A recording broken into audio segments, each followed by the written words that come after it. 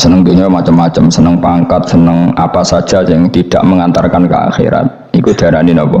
Dunia. Atau apa saja yang murahan, iku darani dunia. Kalau terangno definisi dunia, dunia kata dana ya dunuan. Ana sing ulama nasrib sangka dania terus ditakhfif hamzah jadi daniah terus ditakhfif hamzah jadi ya daniyah terus mengikuti wazan fu'la jadi dunya. Jadi anggar barang sing hina itu jenenge apa? Dunya. Atau barang sing dekat itu jenenge dunya.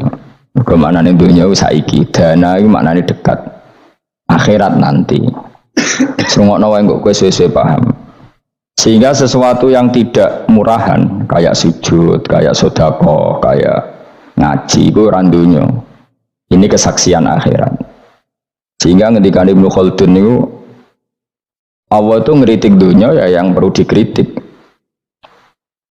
Bahkan kadang akhirat pun dikritik pangeran, swarga pun kadang dikritik pangeran. Nak waya perlu dikritik karena ada konteksnya. Ada apa? Konteksnya. Misalnya begini. Saya punya kitab namanya Khilyatul Auliya atau Baqatul Asfiya. Saya sampai sekarang belajar kitab itu terus. Ini sekitar 14 jilid. Ini kitab indukan Ihya. Saya berkali-kali ngomong di mana-mana. Imam Ghazali dalam hal mana Kibul Akhyar, sejarah orang-orang pilihan itu nginduk kitab nama Khilyatul Auliya itu 14 jilid. Dalam ilmu tasawuf beliau nginduk kitab jenis Qutil Qulub, ini karangan Abu Thalib Al-Makki. Dalam fikih tentu beliau nginduk gurunya Imam Haromen. Dan memang kitab itu harus nginduk, kalau tidak namanya mukhtarik, bikin-bikin. Memang syaratnya ulama harus muttabi, dia hanya pengikut, tidak boleh kreasi. Kalau kreasi namanya bid'ah, bid'ah. Kalau terang, di situ ada cerita ada seorang sufi bodoh ngeritik dunia tak ngamal. Dunia itu seronok bener, dunia itu nggon batang, dunia itu jifah batang. Sing berebut batang ya siap-siap rebutan be asu, soalnya ngomongnya sudah ndin-ndin. Sayyidina Umar itu agak tersinggung dengan makalahnya orang sufi yang bodoh ini. Ya, rata-rata orang sufi memang bodoh. Wali gelem ngaji fikih. Setelah ngomong ngalor ngidul dunia gue swelek terus dia biasa lah orang sufi itu sembilan DWA terus orang lakoni popos ngerti-ngerti lesu mangan wae lesu orang sufi kan gitu. Singkat cerita terus Umar agak marah tapi beliau masih bisa mengendalikan diri terus kata beliau sal sayyidah dan sal hadas sayyid, kamu tanya hadas sayyid, maksudnya sayyid dalam bahasa dulu itu ya orang terhormat. Dalam bahasa zaman era itu maknanya sayyid itu masih apa? Sadat maksudnya bukan Habib, bukan. Kalau dalam bahasa Arab dulu itu memang kalau Habib itu dzurriyyah Nabi, kalau sayyid sadat itu sufia itu belum pasti maknanya apa? Habib ya, tokoh-tokoh yang diikuti dalam apa? Makalahnya, dalam apa? Makalahnya. Terus kata Ubay bin Ka'ab, dan ini menurut saya benar sekali dan kamu harus mengikuti Ubay bin Ka'ab. Dia adalah termasuk 6 sahabat yang dipuji Nabi min ahlil Quran apa? Yang dipuji Nabi min ahlil apa? Quran. Kata Ubay bin Ka'ab, lalu Anda masuk surga karena apa?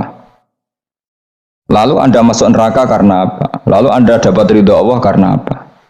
Kamu itu bisa masuk surga lihadidar karena kenangan di rumah ini, maksudnya karena dunia ini, karena sujud kamu, karena kebaikan kamu. Itu di mana? Allah mereferensi amal kamu ya di dunia ini. Kamu masuk surga karena sujud kamu di dunia ini, nanti masuk neraka karena keangkuhan kamu di dunia ini. Fahadi dunya mi'yar, dunia ini adalah takaran. Semua referensi Tuhan tentang akhirat itu merujuk kelakuan kita apa? Di dunia. Sehingga kalau kamu masuk surga selamanya lama, itu ya karena kebaikan kamu di dunia. Maka jangan kritik dunia ini, karena dunia itu mahalu sujudika, mahalu ruku'ika, mahalu pokoknya dia marah-marah. Sehingga semenjak itu kata Ibnu Khaldun, orang tahu dunia yang dikritik adalah dari madatul kalimah dani'ah, suatu yang murahan, apa? Yang murahan. Sehingga kalau misalnya orientasinya itu kebesaran li'ilai kalimatillah, maka itu tidak termasuk dunia. Dan yang suasananya akhirat tapi motifnya adalah kasal, kemalasan, itu yang benar-benar dunia. Makanya Imam Syafi'i sering kritik tasawuf itu sampai ussisati tasawuf alal kasal. Ilmu tasawuf itu basisnya itu karena pemalas.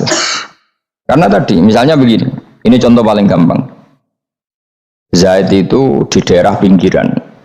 di daerah pinggiran di mana Islam itu minoritas.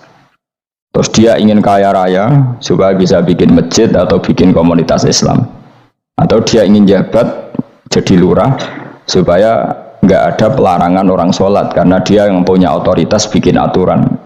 Atau kalau mungkin skup lebih besar, dia ingin jadi bupati supaya daerah situ familiar dengan Islam karena pejabatnya Muslim. Itu tidak dunia karena semua orientasinya untuk mengawal sujud, mengawal kebenaran. Tapi kalau kamu di daerah pinggiran, kemudian milih DWA, kabeh kersane pangeran, sidik-sidik kersane pangeran, terus kamu meninggalkan aktivitas dakwah, itu yang dunia karena motivasi kamu adalah al-kasal, males dari mewarnai buminya Allah ini dengan sujud. Ini yang banyak orang sufi salah paham. Makanya orang sufi harus ngaji fikih.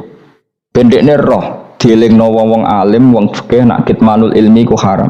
Kitmanul ilmi haram. Menyimpan ilmu itu haram. Tidak memberi kontribusi dalam proses orang sujud adalah haram. Tidak memberi pencerahan pada umatnya Nabi adalah haram.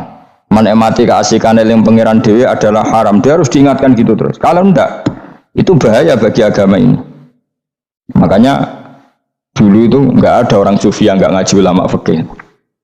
Sekarang kebalikan, malah orang sufi darani fikih mau kulit dia wes dok hakikat sembrono.